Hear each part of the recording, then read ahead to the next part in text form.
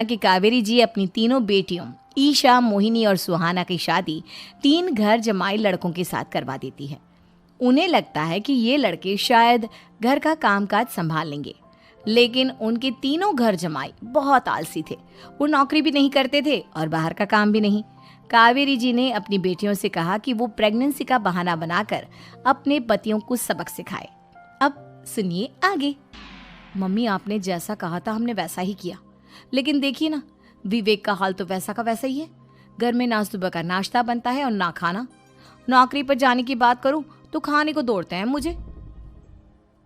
हाँ मम्मी, मैंने भी सुमित को कितनी बार कहा कि अगर नौकरी नहीं करनी तो कोई छोटी सी दुकान ही खोल लो।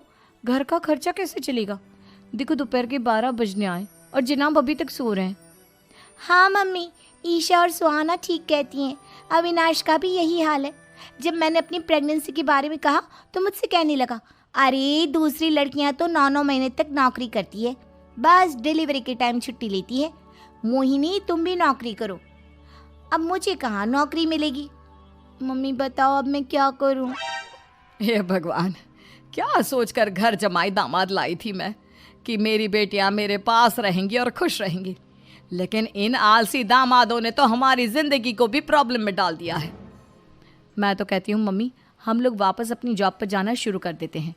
बता देते हैं इन लोगों को कि हमने प्रेगनेंसी का बहाना किया है। नहीं नहीं बेटा, ऐसी गलती भी मत करना।